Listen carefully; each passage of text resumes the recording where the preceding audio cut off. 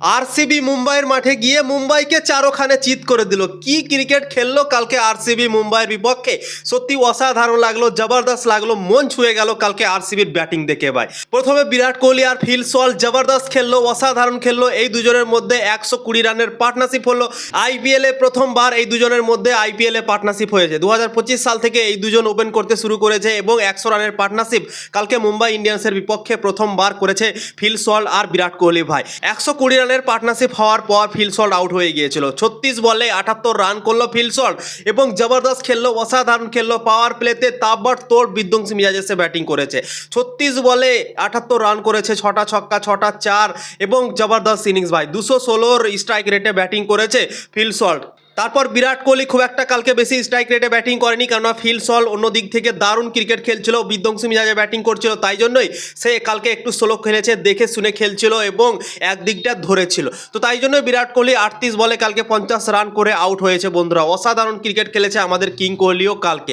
3 নম্বরে প্রমোট হয়ে গিয়েছিল আরসিবি দলের ক্যাপ্টেন রজত পাতিদার এবং কি ক্রিকেট খেললো ভাই। ব্যাটিং করতে নামতেই তাবড়তোড় বিধ্বংসী মিজাজে ব্যাটিং করতে লাগলো এবং এসেই ভাই মেরেই চলে যাচ্ছে, খালি 4-6 দেখতে পাওয়া যাচ্ছিল রজত পাতিদারের ব্যাট থেকে। দিয়ে তারপর 20 বলে 53 রানের একটা ইনিংস খেলে গেল রজত পাতিদার এবং অনেক ইম্পর্টেন্ট ইনিংস, এবং সেই ইনিংসের জন্যই আরসিবি দল এমন একটা জায়গায় পৌঁছে গিয়েছিল কি সেখান থেকে আরসিবি দল ম্যাচ জিততে পারতো বন্ধুরা। তারপর টিম ডেভিডকে নামানো হলো, টিম ডেভিডও 16 বলে 34 রান করলো।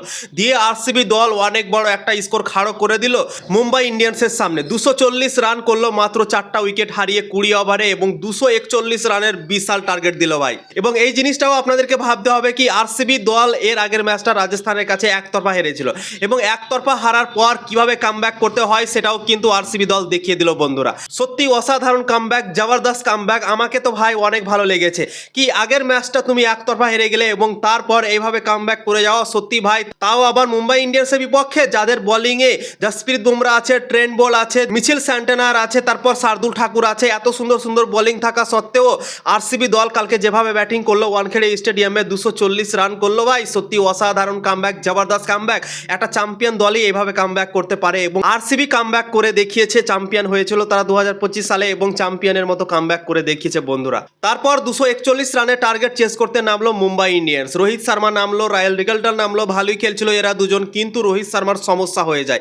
কালকে অনেকটা গরম ছিল এবং গরমের জন্যই অনেক সমস্যা হচ্ছিল প্লেয়ারদের, তাই জন্যই রোহিত শর্মার সমস্যা হয়েছিল এবং সমস্যার জন্য সে রিটায়ার্ড হার্ট হয়ে প্যাভিলিয়নে ফিরে গিয়েছিল বন্ধুরা। তারপর কিন্তু সে আর ব্যাটিং করতে আসেনি। রোহিত শর্মা যাওয়ার পর একের পর এক উইকেট হারাতে থাকলো মুম্বাই ইন্ডিয়ান্স। সূর্যকুমার যাদব এলো ব্যাটিং করতে তারপর 3 নম্বরে এবং রায়াল রিগলটন আউট হলো, তারপর তিলক বর্মাও আউট হয়ে গেল। এক ওভারে 2টো উইকেট হারালো মুম্বাই ইন্ডিয়ান্স দল সুয়াস শর্মার ওভারে। সেখান থেকেই কামব্যাক করতে লেগেছিল আরসিবি দল এবং জবরদস্ত ভাবে কামব্যাক করে গেল। তারপর অসাধারণ বল করলো কুণাল পান্ডিয়া, কালকে সব থেকে ভালো বল করেছে বন্ধুরা।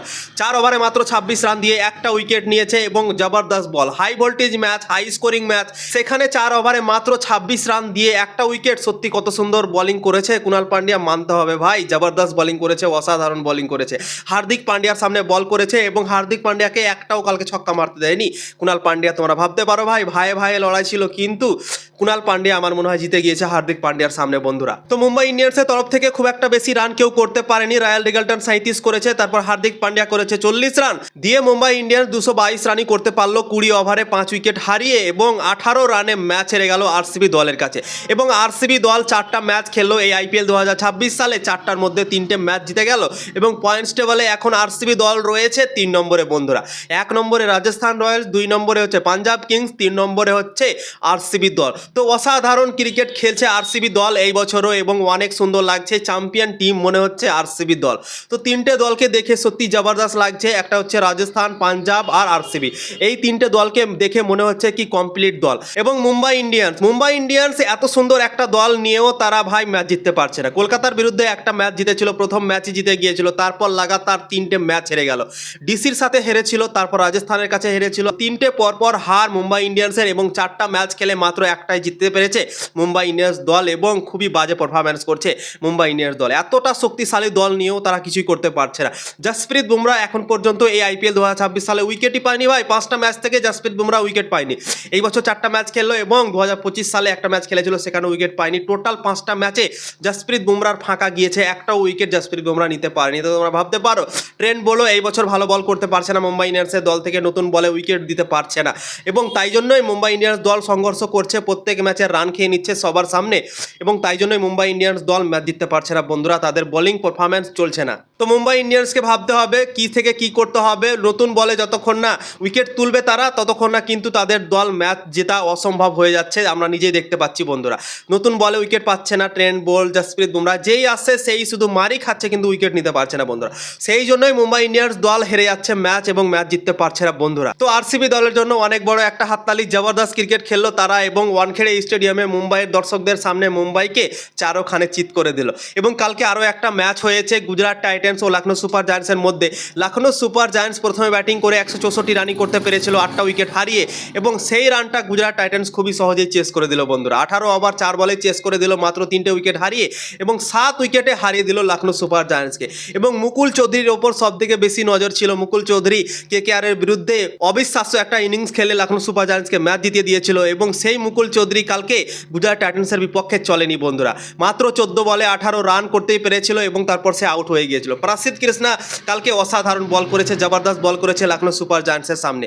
4টা উইকেট নিয়েছে ভাই 28 রান দিয়ে 4 ওভারে, এবং জবরদস্ত বল করছে এই আইপিএল 2026 সালে। 4টা ম্যাচ খেলার পর 10টা উইকেট নিয়ে ফেলেছে প্রসিদ্ধ কৃষ্ণা এই আইপিএল 2026 সালে। তো তোমরা ভাবতে পারছো ভারতের দল থেকে যখন প্রসিদ্ধ কৃষ্ণা খেলে তখন শুধু মারই খায়, অনেকগুলো মার খেয়ে যায়, ঠিক আছে, কিন্তু যখনই আইপিএলে চলে আসছে সে মনে হচ্ছে আলাদা একটা বোলিং হয়ে যাচ্ছে ভাই, তাকে মারতেও পারছে না, এবং অনেকগুলো উইকেটও বের করে নিচ্ছে। 2025 সালে ওই রকমই হয়েছিল, হাইয়েস্ট উইকেট টেকার হয়েছিল, সব থেকে বেশি উইকেট নিয়েছিল, পার্পল ক্যাপ জিতে গিয়েছিল বন্ধুরা। কিন্তু এই বছরও সেই ফর্মটাই মনে হচ্ছে চলছে 2025 সালের মতো, সে অনেকগুলো উইকেট পেয়ে যাচ্ছে। 4টা ম্যাচে বল করে 10টা উইকেট এখন পর্যন্ত নিয়ে ফেলেছে বন্ধুরা, এবং জবরদস্ত বল করছে, অসাধারণ বল করছে প্রসিদ্ধ কৃষ্ণা, এবং তার জন্যই দুটো ম্যাচ গুজরাট টাইটান্স পরপর জিতে গেল। ডিসির বিরুদ্ধে তো হারা ম্যাচ ছিল, এবং প্রসিদ্ধ কৃষ্ণার জন্যই সেই ম্যাচটা জিততে পেরেছিল গুজরাট টাইটান্স, এবং কালকেও অসাধারণ বল করলো, জবরদস্ত বল করলো, এবং জবরদস্তভাবে কালকে গুজরাট টাইটান্স ম্যাচ জিতে গিয়েছে, একতরফা লখনৌ সুপার জায়ান্টসকে হারিয়ে দিয়েছে বন্ধুরা। তো ব্লকবাস্টার রবিবার ছিল কালকে, জবরদস্ত লাগলো, অসাধারণ লাগলো, খাস করে ব্লকবাস্টার ম্যাচ আরসিবি আর মুম্বাইয়ের মধ্যে, সেই ম্যাচটা জবরদস্ত লেগেছে। দুই দলই দারুণ ক্রিকেট খেলেছে, কিন্তু 18 রানের ডিফারেন্স রয়েছে দুটো দলের মধ্যে। তোমরা ভাবতে পারো কি খেলেছে কালকে দুটো দল। তো ভিডিও ভালো লাগলে অবশ্যই লাইক শেয়ার করে দেবে, ফেসবুকে দেখছো তো ফলো করবে, ইউটিউবে দেখছো তো অবশ্যই সাবস্ক্রাইব করে দেবে। দেখা হচ্ছে আবার পরের ভিডিওতে।